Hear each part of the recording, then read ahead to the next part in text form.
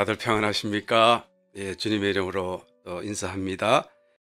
91편 전체 말씀인데요. 1절부터 16절까지 말씀이 좀 깁니다만은 전체적으로 말씀을 꼭 이해를 해야 하고, 또 이 말씀이 너무 귀한 또 말씀들이기 때문에 우리 하면 길지만 우리 또박또박 말씀을 생각하시면서 함께 한 절 한 절 교독해 보겠습니다. 지존자의 은밀한 곳에 거하는 자는 전능하신 자의 그늘 아래 거하리로다.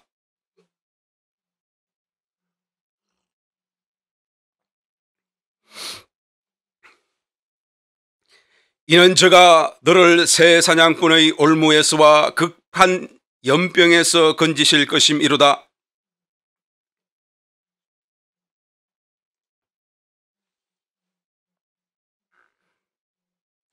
너는 밤의 놀램과 낮에 흐르는 살과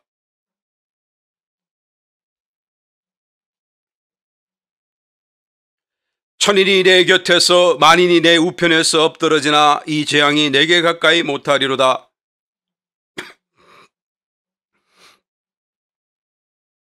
내가 말하기를 여호와는 나의 피난처시라 하고 지존자로 거처를 삼았으므로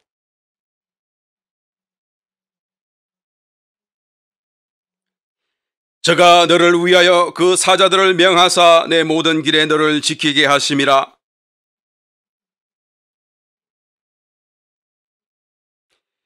내가 사자와 독사를 밟으며 젊은 사자와 뱀을 발로 누르리로다.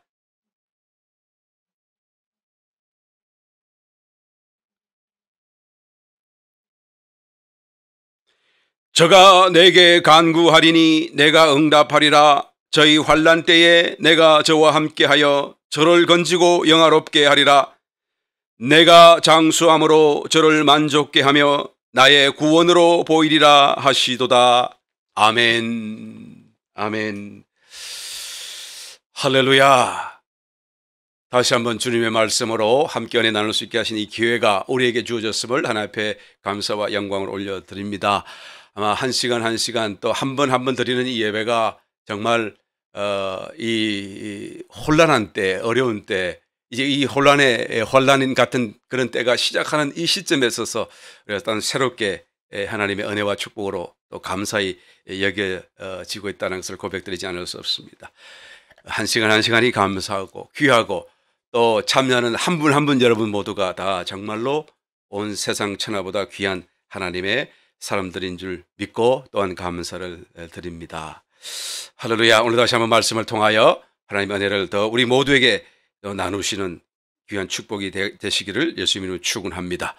오늘 저는 봉독해 드린 말씀을 근거로 내가 행하리라 라는 제목과 함께 말씀 안에 나누길 원하는데, 하나님께서 하신 말씀, 그 말씀을 요약하여서 내가 무언가를 행하겠다라는 그 의미로 이런 제목을 삼아 주님이 하실 그 일이 무엇이고, 또 우리가 어떻게 이 놀라운 하나님의 축복을 얻을 수 있는가라는 것을 깨달아 봄으로써 다시 한번 하나님 주시는 말씀 은혜를 공유하기 원합니다.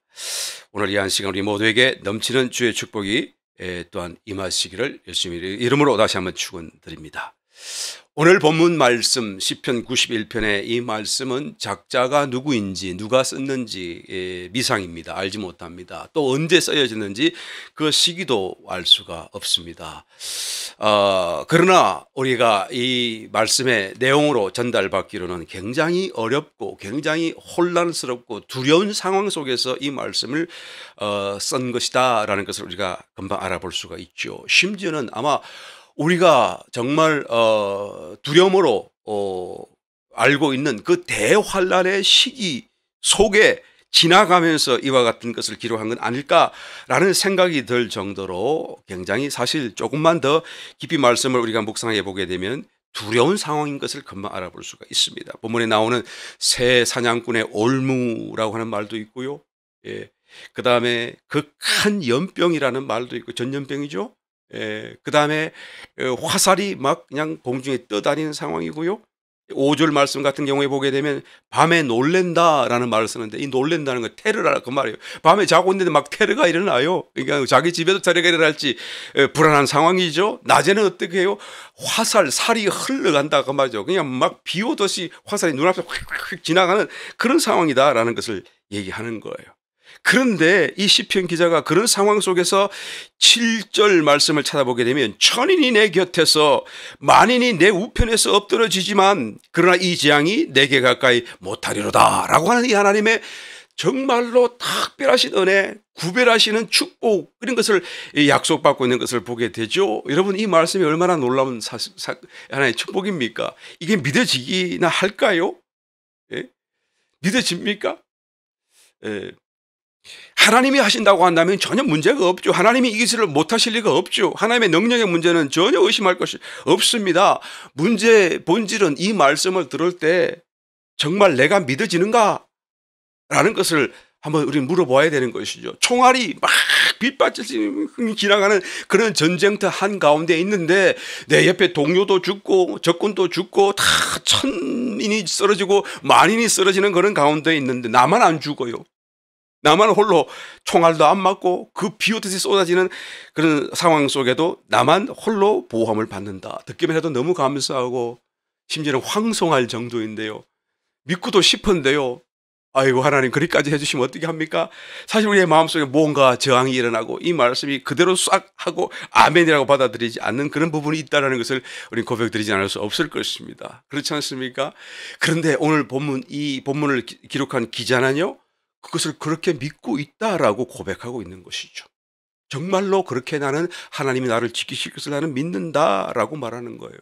여러분, 옆에 사람이 죽는가 사는가 마는 이 문제, 이것을 따지기 이전에 말이죠, 정말 하나님이 그토록 나를 극진하게 정말 지극한 마음으로 나만을 보호하신다고 하는 그 사실을 나는 정말 믿는가, 믿어지는가 아닌가라는 문제를 한번 물어보게 되시기를 예수님으로 축원합니다. 이것을 우리가 나는 그렇게 믿는다라고 고백할 수 있는가 라는 것이죠.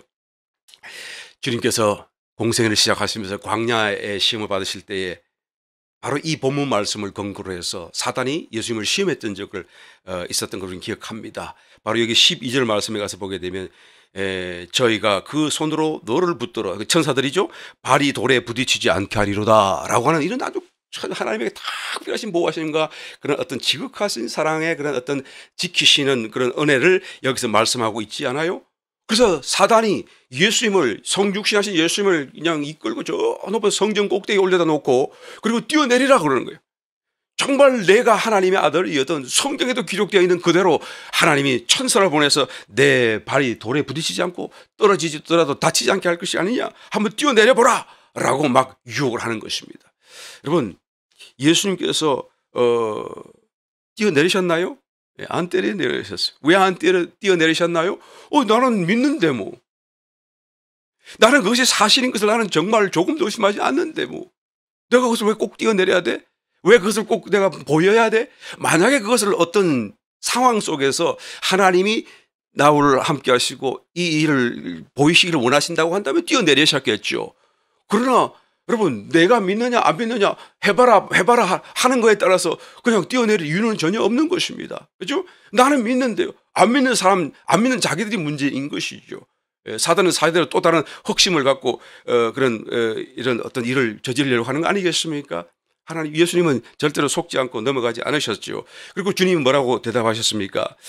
기록하였으되 주 너의 하나님을 시험치 말라 하였느니라. 그렇죠?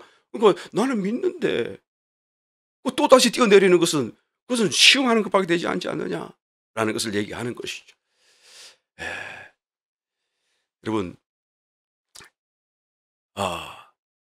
오늘 봉독하던 이 본문 말씀을 기록한 그 기자는 주님처럼 그 말씀을 그대로 믿을 수 있었다라고 지금 고백하고 있는 것을 보게 되는 것입니다. 어떻게 믿을 수가 있었을까요? 시편, 우리 봉독하신 본문 말씀 1절, 지존자의 은밀한 곳에 거하는 자는 전능하신 자의 그늘 아래에 거하리로다 라고 하는 이 말씀 속에 우리는 벌써 힌트를 얻을 수가 있죠. 지존자의 은밀한 곳은 지성소입니다. 지성소, 그죠? 그 다음에 전능자의 그늘 아래라고 하는 것은 바로 그와 같은 하나님의 임재, 지성소가 있는 임재가 있는 그 지성소 안에 들어온 것처럼 그 마음이 늘 하나님의 임재로 늘 유지되고 있는 그런 상태를 얘기해 주고 있는 것이죠. 그러니까 자기는 이 모든 것이 저절로 믿어지고 조금도 의심하지 않고 그런 믿음 속에서 감사와 평안함과 담대함으로 이 말씀을 기록해 놓은 것을 볼 수가 있는 것이죠. 하나님은 여러분 볼 수 없는 하나님이에요. 그 하나님을 이와 같은 믿음, 이와 같은 사람들을 통해서 우리에게 보여주시는 것이죠. 우리가 하나님이 눈에는 안 보이실지라도 저 사람의 행위를 보고 행동을 보고 표정을 보고 말을 보고 삶을 보고 분명히 뭔가 저 사람이 믿는 말하는 하나님은 분명히 계시구나라고 하는 그런 하나님에 대한 간증이 되고 있다라는 것이죠. 그러니까 하나님도 이와 같은 사람, 이와 같은 믿음을 그렇게 기뻐하시는 거예요. 왜요? 하나님은 내 이름이 높여지게 되고요. 예. 하나님 앞에 영광이 올려드려지는 그런 사건이 되기 때문에 그런 것이죠. 그래서 오늘 봉독하신 본문 말씀 마지막 14절부터 16절까지 그 말씀 속에 하나님이 적극적으로 너무 기뻐하신 나머지 적극적으로 응답하시고 세 가지로 그냥 연달아서 그냥 연이어서 하나님이 내가 이것도 하거라 이것도 하고 저것도 하리라 라고 내가 행하리라 말씀하는 것을 볼 수가 있는 거예요. 선포하시는 것을 볼 수 있는 것이죠. 저와 여러분 다시 한 번 더 이 외부적인 환경적인 그런 혼란 속에 우리가 비록 산다고 할지라도 우리가 이 시편 기자의 믿음처럼 하나님을 영화롭게 하는 간증이 되고 또 주님의 기쁨을 선사하는 그런 믿음의 사람이 되어져서 하나님이 우리를 보고 정말 기뻐하셔서 적극적으로 응답하시고 축복하지 아니하시고는 견딜 수 없는 그런 하나의 믿음의 사람들이 다 되시기를 예수님 이름으로 축원합니다. 도대체 무엇을 주님이 약속하시고 선포하십니까? 또 그것을 얻게 된 믿음은 어떤 것이었습니까? 라는 것을 우리는 다시 한번 찾아보고 저와 여러분 하나님 주신 은혜를 공유하기 원합니다. 첫 번째로 저를 건지리라 라고 주님이 말씀해 주셨어요. 14절 말씀 하나님이 가라사대 저가 나를 사랑한 적 내가 저를 건지리라 라고 말씀하셨죠. 하나님이 건지시겠다라는 말이에요. 그런 문제 속에서 환경 속에 건지시겠다라고 말씀하시는 그런 하나님의 은혜를 지금 약속하고 있는 것이죠. 환경적인 위협 속에서요. 새 사냥꾼의 올무라고 하는 것은 여러분 잘 아시다시피 의도적으로 새를 잡으려고 속이는 거죠. 아주 정교한 장치를 설치를 하고 그리고 여러 번의 테스트를 걸쳐서 그냥 속지 않을 수 없고 잡히지 않을 수 없는 그죠? 사단이 곧 저와 여러분을 잡아 먹으려고 그냥 여러 가지 지혜를 동원해 가지고 정교하게 장치를 환경적인 그런 세팅을 해 놓고 우리를 이렇게 유혹하는 그게 바로 새 사냥꾼의 올무라는 뜻이죠. 안 넘어갈 수가 없어요. 여기에 안 잡힐 수가 없어요. 또 흑암 중에 행하는 연병 그냥 어둠 속에 그냥 확 보이지 않는 거예요. 그냥 확 코로나 바이러스가 다니는 것도 눈에 안 보이잖아요. 그런데 있다는 걸 알고 두려워하잖아요. 예? 그다음에 백주에 황폐케 하는 파멸이 있다. 그러니까 눈앞에서 환하게 보이는데 보고도 쓰러지고 넘어지는 거예요. 뭐 이런 환경적인 두려움이 막 눈앞에 화살이 지나가고 총알이 지나가고 막 이런 상황이라는 얘기죠. 그런 환경적인 위협에서 우리를 구원해 주신다라고 말하는 거예요. 근데 이런 모든 것들은 사실 내 마음의 두려움을 일으키는 사건들이고 내가 먼저 주님 안에서 내가 죽으면 죽으리라 마음의 각오를 가지고 작정을 하게 되면 어느 정도 극복할 수도 있고 이길 수 있는 그런 것 아니겠습니까? 사실 더 놀랍고 더 위협적인 그런 어떤 두려움을 주는 것은 우리의 마음속에 이미 들어와 있는 여러 가지 이런 부정적인 것들, 죄의 산물들이라고 우리는 말하지 않을 수가 없습니다. 외부적인 환경적인 그런 위협도 위협이지만 그 위협보다도 더 우리 마음속에 두려움이 되고 우리를 더 치명적으로 쓰러뜨리고 달게 되는 위협은 이미 우리의 마음속에 가득 차 있다라는 것을 우리가 깨달아 보면 더 고백하지 않을 수 없죠. 시기심이 가득 차 있고 질투가 들어와 있고 미워하고 분도 잘 내고 여러분 얼마나 쓰러지기 쉬워요. 때때로 우울한 감정 그냥 센티멘탈해지고 그다음에 뭐 외로움을 느끼기도 하고, 그죠? 예, 막 이런 등등의 여러 가지 사건. 이것들이 그냥 마치 새 사냥꾼 올무처럼 슬금슬금 나를 잡아먹고 내 마음을 사로잡고. 그리고 그냥 흑암 중에 행하는 연병처럼 또는 그냥 백주 대낮에 그냥 내 눈앞에 보면서도 또 내가 이거 또 넘어지네 또 넘어지네 하면서 그냥 할 수 또 넘어져 버리는 그런 상황이 부러지는 것을 우리는 고백하지 않을 수 없는 것입니다. 그러므로 이것을 체험하고 깨닫는 사람일수록 오호라 나는 곤고한 사람이로다 라고 사도 바울처럼 자기의 형편을 두고 하나님 앞에서 정말 탄식하지 않을 수가 없을 것입니다. 이것이 더 느껴지고 더 자꾸 마음의 문제로 다가오고 정말 마음의 어떤 고민거리로 다가온다고 한다는 것은 여러분 한편으로는 괴롭고 힘든 일이겠지만 또 한편으로는 참으로 축복된 사건이기도 한 것입니다. 왜 그래요? 그것을 깨달음으로 인하여서 그것을 극복할 수 있는 길로 우리가 나아갈 수 있기 때문에 그런 것이죠. 믿음의 많은 그런 위대한 하나님의 일꾼들 또 종들도 보게 되면 대부분 다 자기의 일기와 전기 같은 걸 찾아보게 되면 이런 외부적인 어려움, 환경적인 그런 무슨 부족함, 문제들, 대인 관계 속에 일어나는 이런 것들보다도 자기 개인 마음속에 일어나는 그런 깊은 내면적인 그런 어떤 유혹, 마음의 어떤 갈등 이런 걸로 인하여서 참으로 깊이 고민했던 그 흔적들을 우리가 찾아볼 수가 있는 것이죠. 그러면서 전부가 다 같이 오호라는 공고한 사람이로다. 누가 나를 여기서 건져낼꼬라고 하는 그런 고백을 하게 돼요. 그 사람들이 우리보다 더 나쁘고 더 많은 죄를 지어서 그런 것이 아니라 그만큼 더 깊이 영성 안에서 하나님을 찾고 더 가까이 나아갔기 때문에 더 거룩하기 때문에 더 많은 것을 느끼는 것이 아닌가 생각되어지는 것이죠. 여러분 고민이 생기는 것은 정말 어떤 면에서는 하나님의 또 다른 은혜요 축복인 것을 우리가 믿고 또 소망을 갖고 이 고민을 하나님 앞에 갖고 나와야 될 줄 믿습니다. 우리는 어떻게 해야 되는 것입니까? 이와 같은 고민과 이와 같은 환경적인 위협 속에 살던 이 시편 기자가 어떻게 하나님의 약속 은혜 속에 축복을 얻었습니까? 14절에서 다시 말합니다. 하나님이 가라사대 저가 나를 사랑한 적 내가 저를 건지리라 라고 말하는 것이죠. 저가 나를 사랑했다라는 거예요. 그 사랑을 갖고 하나님 앞에 나왔더니 그것이 믿음이었고 그것이 또 믿음 안에서 또 그 자기의 믿음을 강화하는 또 다른 믿음의 요인이었고 성분이었다라는 것을 얘기하고 있는 것이죠. 여러분 하나님을 사랑하는 사람은 반드시 구원받게 된다는 것을 믿으시길 예수님 이름으로 축원합니다. 모든 일을 합력하셔서 하나님은 반드시 선으로 이루어 주신다는 것을 믿으시기를 예수님 이름으로 축원합니다. 우리가 하나님을 사랑하는 이상에는 말이죠. 여러분 하나님을 사랑한다는 것은 도대체 무슨 의미입니까? 우리는 사랑이라는 말을 생각할 때마다 그냥 감정적인 부분을 언뜻 떠올리기가 쉽습니다. 이 감정적인 그런 어떤 좋은 감정을 느낀다라는 것도 물론 맞는 것이긴 합니다만 그러나 성경에서 말하는 그 사랑이라는 의미는 그런 부분을 얘기하는 것이 아니고 훨씬 다른 부분을 말하고 있는 것을 우리는 알아야만 되는 것이죠. 그것은 무엇입니까? 하나님의 뜻을 지키고 하나님의 계명을 따라 사는 삶이 행위가 하나님을 사랑하는 것이다 라고 성경 말하고 있어요.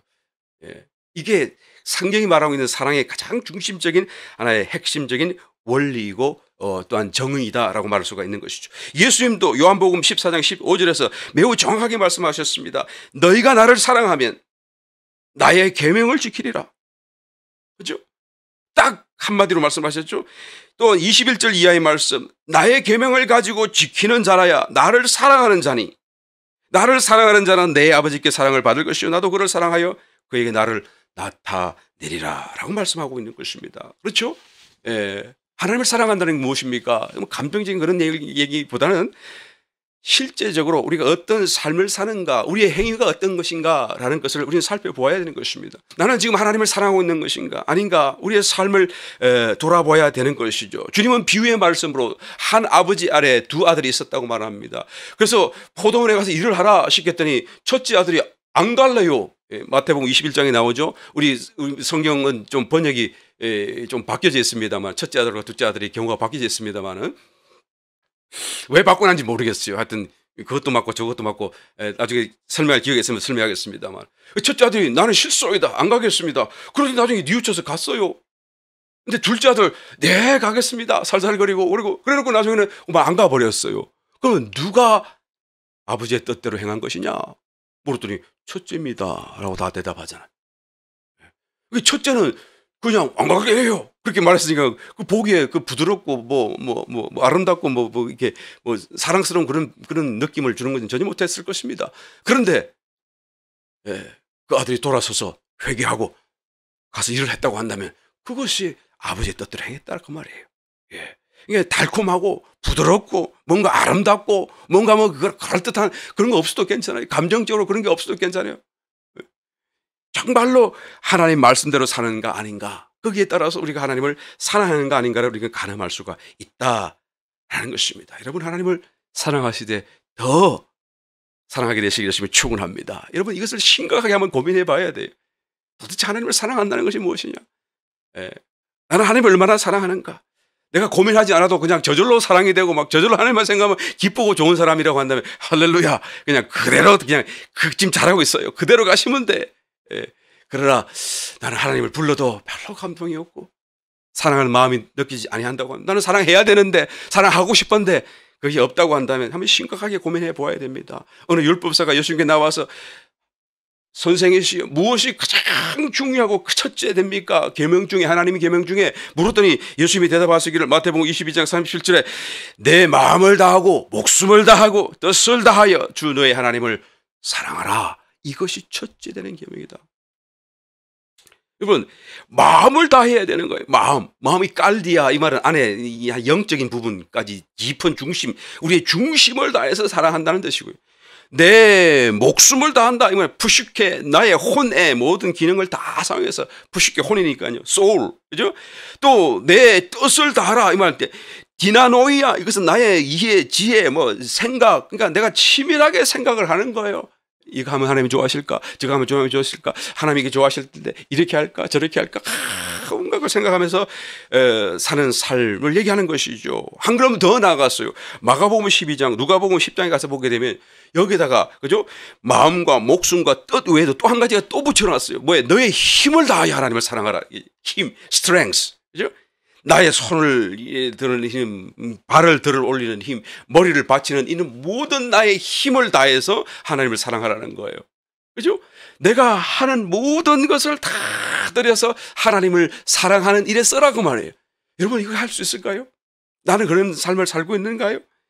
정말 이것이 첫째 되는 계명이라고 지금 말씀하지 않습니까? 우리 다시 한번 심각하게 고민해 보아야 되는 것이죠. 우리가 정말 하나님을 사랑한다고 한다면 우리의 삶 속에 하나님 우리를 건지시는 놀라운 축복이 임하게 될 줄 믿습니다. 여러분 오늘 봉독하신 본문 말씀에 저가 나를 사랑한 적 이 사랑이란 말은 히브리어로 되어 있는 것인데 하샤크라고 되는 히브리어인데 이것은 그냥 밀착하여 달라붙다 그 말이에요. 마치 접착제로 붙인 것이 딱 달라붙어 있다 그런 뜻을 가진 의미예요.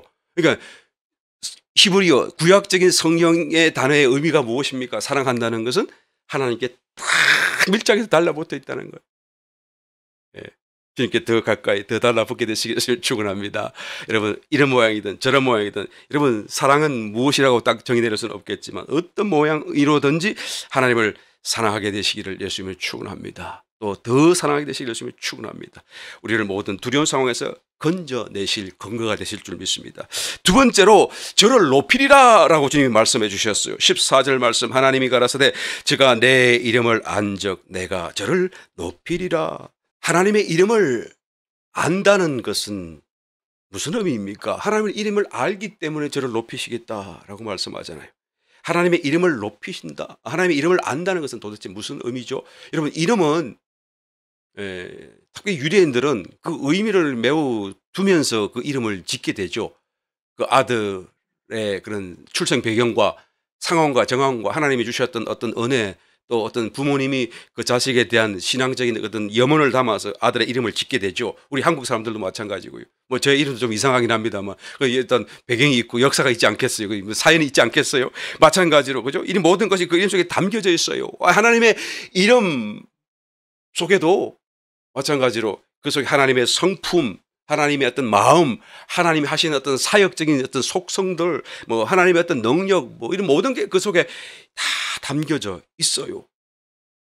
그래서 하나님의 이름을 안다는 것은 즉 하나님을 그만큼 안다라고도 우리가 말할 수 있는 아주 독특한 하나의 의미가 들어있는 것을 우리는 말할 수가 있는 것이죠. 하나님의 이름에는 뭐가 있죠? 야훼 하나님, 여호와 하나님이라고 하죠. 야훼 혹은 여호와라고 우리가 하나님의 이름을 부릅니다만은, 이 야훼라고 하는 이름은 자존하시는 자라는 그런 의미예요. I am이라는 그런 뜻이에요. 나는 있다라는 그런 의미죠. 나는 스스로 계시다라는 그런 의미죠. 그러니까 하나님은 스스로 계신 분이고 하나님 외에는 모두가 그냥 스스로 있는 것이 아니기 때문에 하나님이 사실은 모든 것이 되시고 모든 것의 근원이고 출발이시다. 이 말씀, 이 이름 안에 사실은 모든 게 다 들어있어요. 여호와 하나님, 이 이름 안에 모든 게 다 들어있어요. 그런데 우리가 좀 더 잘 이해할 수 있도록 하나님이 그때 상황 속에서 하나님의 이름을 좀 더 강조하여 어떤 방면과 속성과 성품을 또 이렇게 우리에게 말씀해 주신 것이 있죠. 여호와 이레 하나님, 이러면 여호와께서는 준비하시는 하나님이시다라는 거예요. 우리의 삶의 모든 것을 다 준비하신다. 그러니까 믿음으로 하나님을 따르라, 그런 말씀이에요. 여호와 니시, 그렇게 되면 여호와는 나의 기쁨이고 또한 성리, 깃발이 되셨다, 기가 되셨다, 성리가 되셨다라는 말씀이죠. 그러니까 하나님이 늘 나에게 이기게 하신다라는 그런 이름이신 것이죠. 성리를 하나님이 주신다. 여호와 샬롬, 평강의 하나님. 여호와 사바옷, 이 말은 만군의 군대의 하나님, 여호와 하나님. 그러니까 천사들 군대를 일으키고 세상 군대를 지휘하셔서 하나님께서는 하나님의 뜻대로 또한 하나님의 권세를 펼치신다라는 의미죠. 여호와 마카데셈이라고 하는 것은 너희를 거룩케 하시는 하나님, 그죠? 내가 거룩하니 너희도 거룩하라 말씀하시면서 우리가 하나님께 가까이 가고 순종하여 말씀대로 살아가면 우리도 점점 거룩게 되는데, 그것은 우리가 잘해서 그런 게 아니라 하나님이 우리를 거룩게 해 주시기 때문이다라는 말씀을 하는 거예요. 여호와 라, 여호와는 나의 목자가 되신다. 여호와 치드케누, 여호와는 우리의 의가 되신다. 죄로 고민스럽고 그냥 죄고 회개할 때마다 치드케누 하나님, 치드케누 여호와 하나님이라고 우리가 하나님을 부르고 하나님 앞에 기도할 수가 있겠죠. 여호와 라파, 치료하시는 하나님, 그죠? 기도할 때마다 여호와 라파 되신 하나님, 그 이름으로 기도하고 그 이름 믿음으로 또한 우리 하나님 앞에 기도할 수가 있겠죠. 아도나이면 주가 되셨다. 그림이 우리의 주인이시다, 주님이시다라는 뜻이에요. 그다음에 엘로이, 그러면은 주님은 감찰하시는 하나님, 우리의 형편을 감찰하시고 우리의 속마음을 감찰하시는 하나님. 엘샤다이, 그죠? 전능하신 하나님. 이 샤다이라고 하는 것은 어머니의 이 가슴을 얘기하는 것인데요. 그 가슴 안에서 나오는 그 그 분비물로 인하여서 모든 어린 아이, 갓난 아이가 필요한 것을 다 공급하지 주잖아요. 그 모유는 흰색이지만 그 흰색깔로 인하여서 까만색 머리도 되고 붉은색 피도 되고 살도 되고 이빨도 되고, 그죠?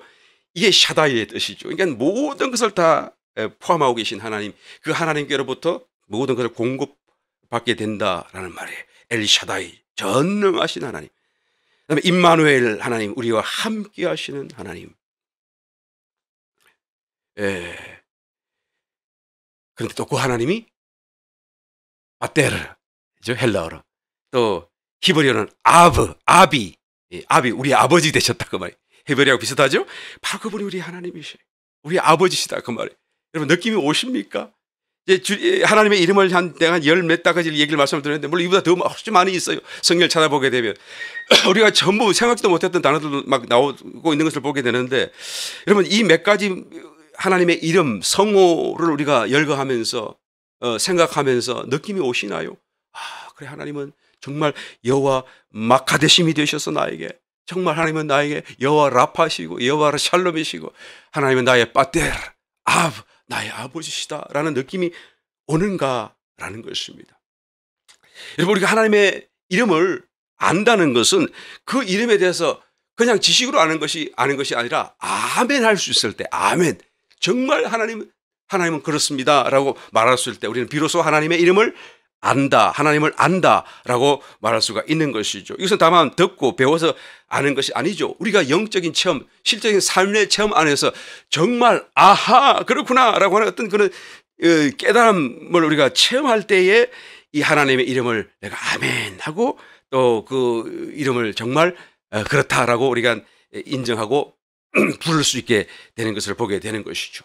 그래서 정말로 하나님 앞에서 이 이름을 나의 체험 안에서 내가 아멘하는 심정으로 부를 수 있고 고백할 수 있고 말할 수 있는 사람이라고 한다면, 그런 사람을 하나님은 높이시겠다, 그 말이에요. 높이시겠다. 사람들 앞에서도 높이시고 영적인 존재들 앞에서도 높이시고 어떤 면에서 높이지 않으셔도 저절로 높아져요. 저절로 높아져요. 여러분, 에베소에 사도 바울이 전도 여행을 가서서 거기서 한 2년 동안 머물며 교회를 개척하고 전도를 했던 적이 있죠. 그래서 하나님이 얼마나 역사를 하셨던지 이 사도 바울을 통해서 말이죠. 막 앞치마를 갖다가 가져가고 그냥 자기가 쓰던 손수건을 가져가도 그 손수건을 가지고 병자에게 타 올리면은 그 병이 떠나가고 귀신이 떠나가고 막 그런 놀라운 기적이 일어나기 시작했어요. 그러니까 막 덜썩덜썩하면서 에베소의 교회가 일어나고 하나님의 이름이 높임 받는 그런 사건이 일어났죠. 그러니까 그 에베소에 사는 모든 다른 사람들조차도 도대체 저 바울이 말하는 여호와, 바울이 말하는 예수는 누구냐? 어떤 분이냐? 나는 정말 궁금하다.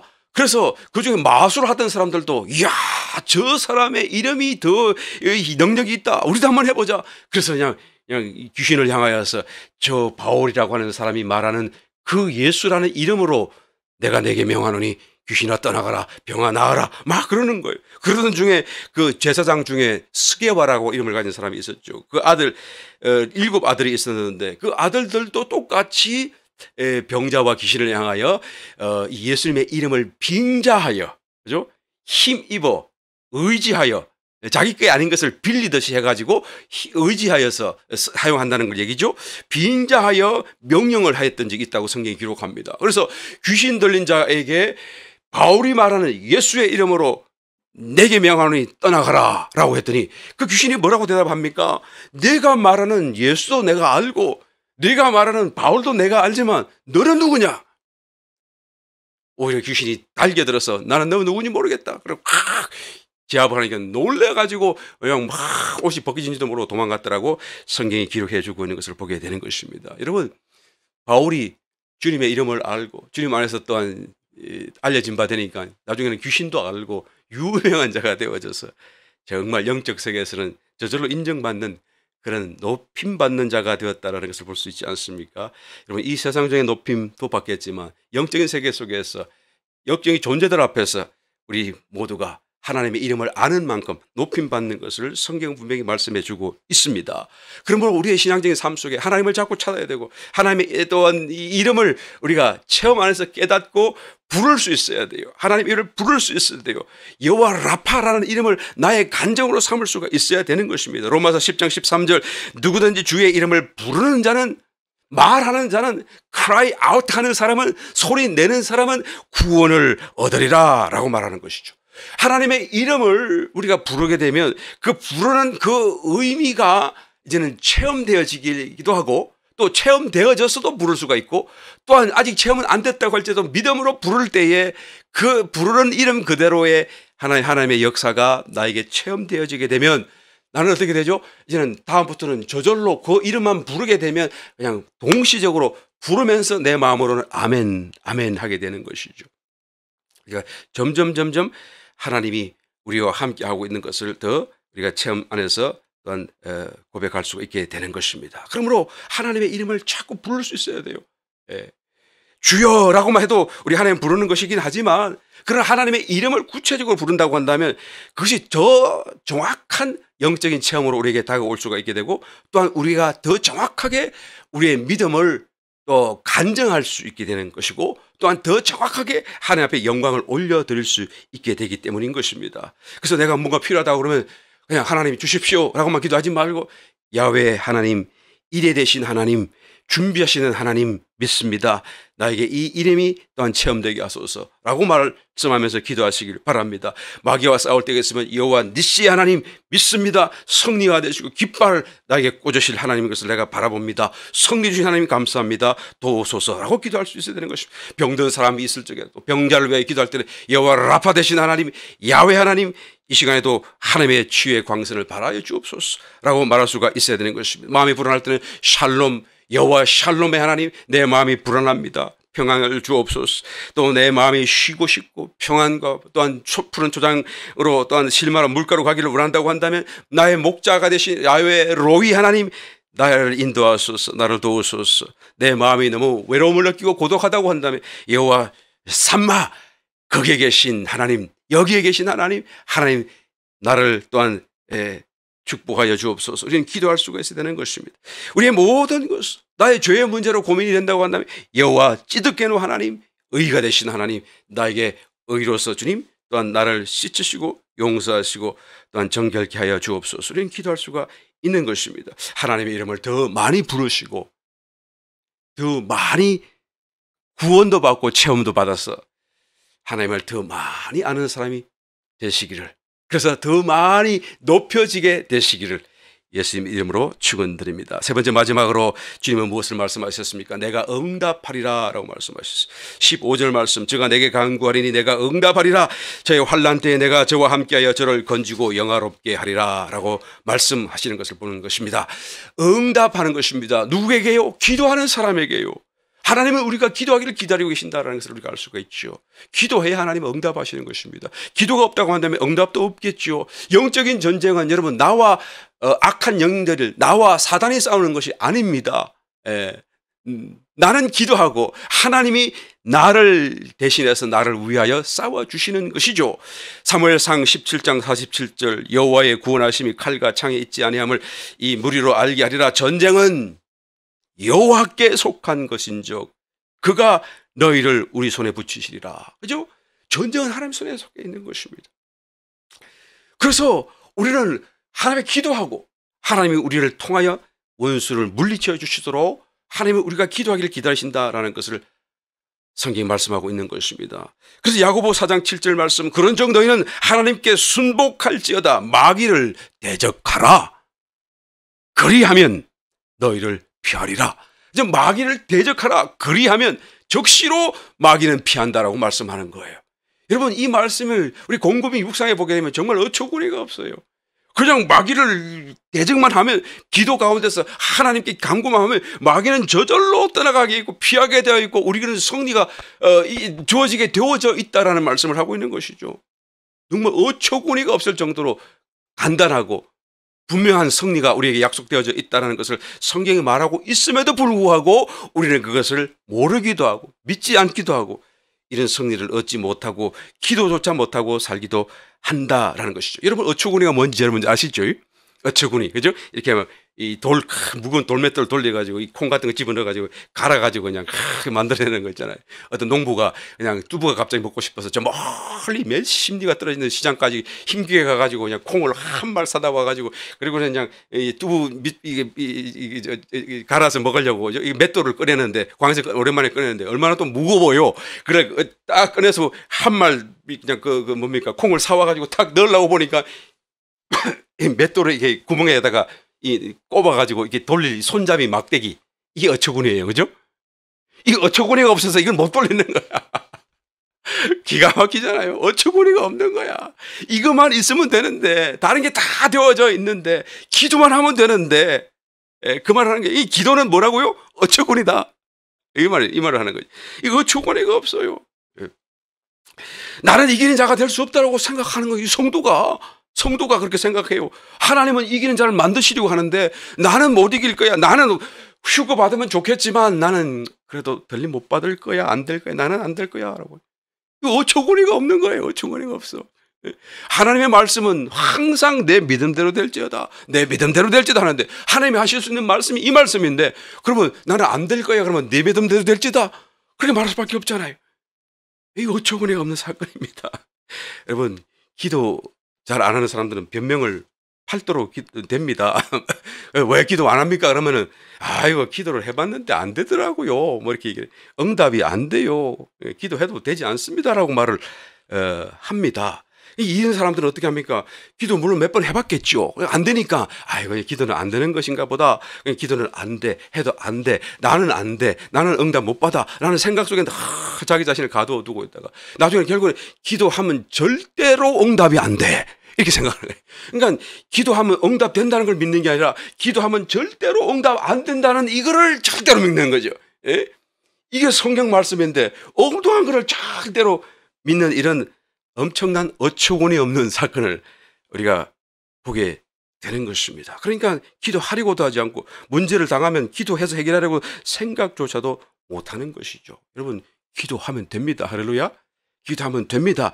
야고보 4장 2절, 너희가 얻지 못하면 구하지 아니하며. 많은 성도들이 얻지 못하는 그 이유가, 주님이 주시는 축복을 받지 못하는 이유가 기도하지 않기 때문에, 간구하지 않기 때문에 언제까지 기도해야 됩니까? 응답 받을 때까지. 예. 그러니까 이게 믿어지는 사람은 응답 받을 때까지 포기하지 않고 기도할 수가 있죠. 여러분 낙심하지 말게 되시길 열심히 축원합니다.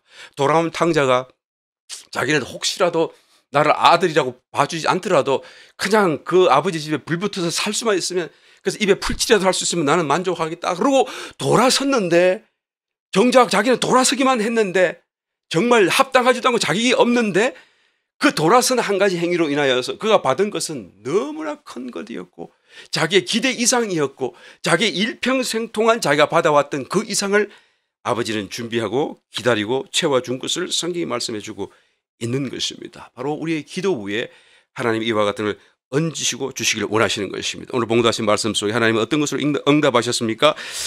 15절 16절 읽어봅니다. 저가 내게 간구하리니 내가 응답하리라. 저의 환난 때에 내가 저와 함께하여 저를 건지고 영화롭게 하리라. 16절 내가 장수함으로 저를 만족케 하며, 장수하는 축복을 주시겠대요. 오래오래 살겠대 해주신다는 것이죠. 여러분 노아의 방주 이후로 120세로 수명을 제한시켰어요. 그런데 요즘에 120세 사는 사람이 봤어요? 없어요.